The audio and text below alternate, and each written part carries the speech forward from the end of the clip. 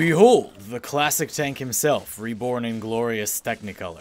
This is Rainbow Road Chroma, a heat-based Chroma playstyle that sports the highest total effective health of all conventional builds, as well as several different ways to sustain that health. My name is Zandy. Welcome to FrameWork, my series of Warframe builds and weapons built specifically for them. Named for the Bifrost, the mythological rainbow bridge that led fallen Norse warriors to Valhalla, Rainbow Road Chroma wields all four base elements in various parts of the loadout to adapt to any situation. I'll point those out as we encounter them. First up, we have Heat, shown on Chroma himself, as well as our melee weapon, where I've chosen Galatine Prime. This part of the loadout represents your straightforward brute force approach. Chroma is using Heat as his element because it results in a higher total effective health pool when you already have high ability strength. With this level of strength, my Heat build has about 6,000 armor when Vex armor is fully charged, which gives you 96% damage reduction after rounding up. For comparison, switching to Cold and using your Elemental Ward to boost your initial armor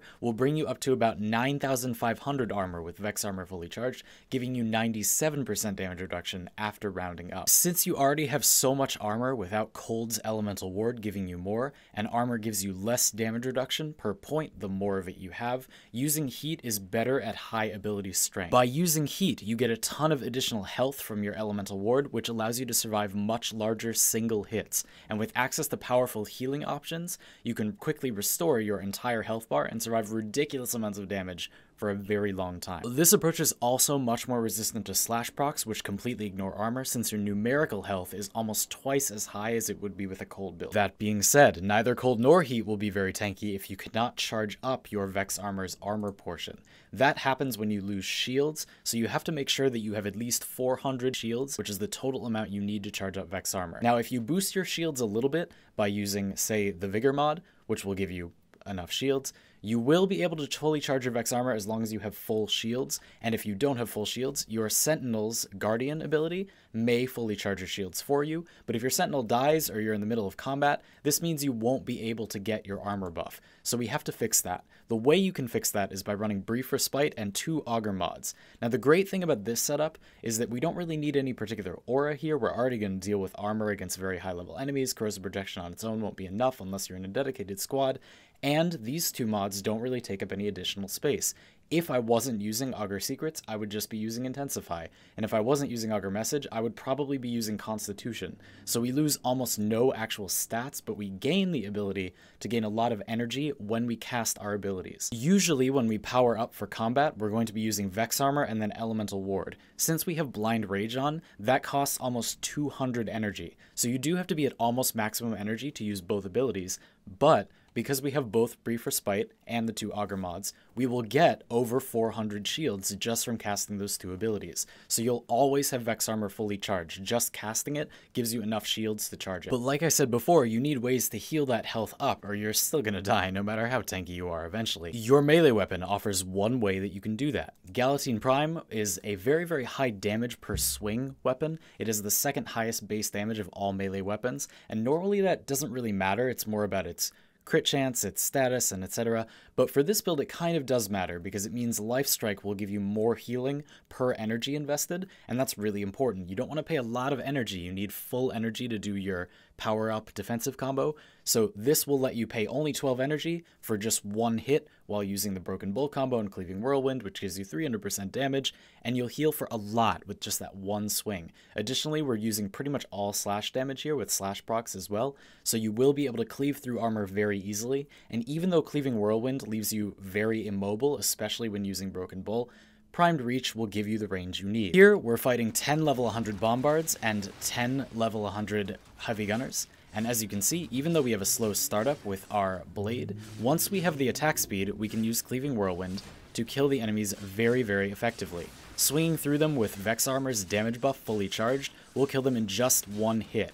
You really don't need any more damage than this. You don't really need more survivability than this. We've barely taken 100 damage this entire time. It's going to be rather difficult to actually lose health, so we'll let this guy shoot us for a little while. Now we've lost, oh, I don't know, 400 health.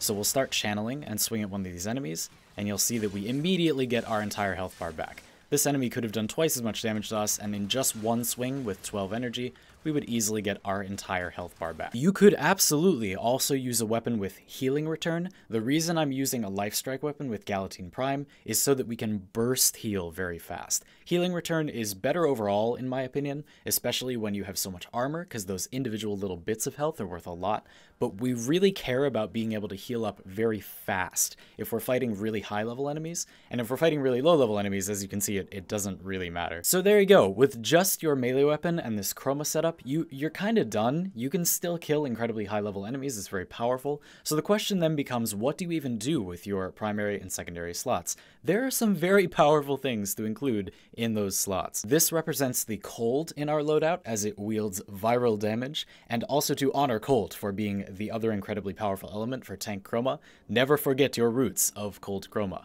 The HEMA heals you on headshots, and it heals based on the damage it deals. This weapon has really good status properties. It's very good at removing armor and scaling down enemies' health, and with this particular spread of damage, usually when you fire your 3-shot burst, you're pretty likely to get 2 corrosive procs and 1 viral proc, or because of multi-shot, you'll get corrosive and viral procs in a 2-to-1 ratio, and this means that you will very effectively remove enemies' health and armor, scaling down their effective health a ton with just 1 burst. Because you care about headshots, but this is a burst fire weapon, Guided Ordnance gives you that little extra bit of accuracy that doesn't make a big difference for how many shots hit your enemy, but does make a difference on how many are headshots. This weapon does scale down enemies' health pretty effectively, but it doesn't do amazing damage, so it's a really good fit for Chroma. Not only does it heal you based on the damage it deals, allowing you to heal your gigantic health pool from range instead of just from melee range, it can also, importantly, actually kill enemies because it has so much boosted damage.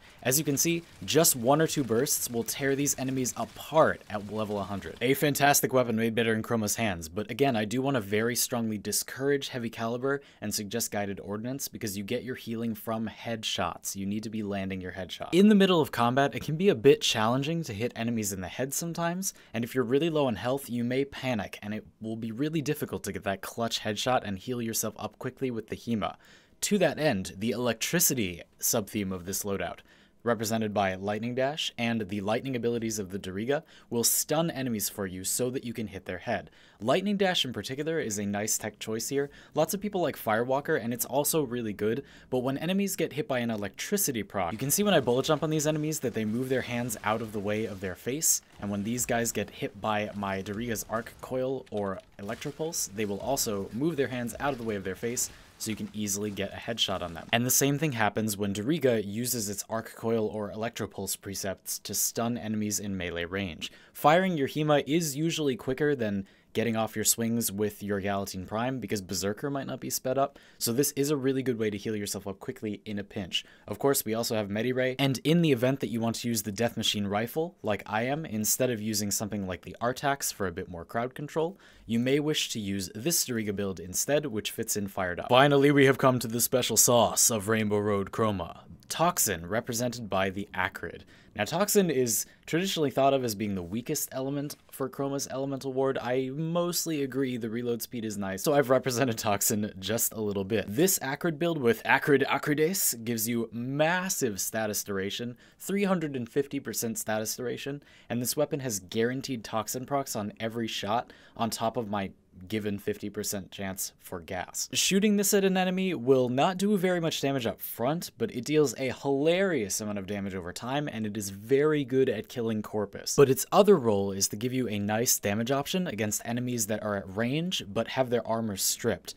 Armor-stripped enemies in melee range will just die to the massive slash damage on your Galatine Prime, but you may want an option for ranged bosses or something that you and your squad successfully totally armor-strip. So here I have a Bombard and a Moa, both at level 100, and as you'll be able to see, the Moa dies really quickly to this weapon, even at level 100, and the Bombard's not going to die quickly, but you can see just how many status effects get stacked up for a absurdly long time. In fact, let's just do the outro while those status effects tick away. So thank you all very much for watching. I hope that you enjoyed Rainbow Road Chroma, and the rest of this framework build. If you enjoyed this format, oh, he died. If you enjoyed this format, check out my other framework builds by looking for the film reel style thumbnails when I upload in the future, or just by using my framework playlist. You may be particularly interested in my frameworks for Valkyr, Inaros, and Oberon, which you can find in the description. Those all feature a sort of melee tanky playstyle. They're all traditionally melee tanky frames, but the way that they survive and sustain their health, as well as the way that they deal damage and capitalize on their other abilities,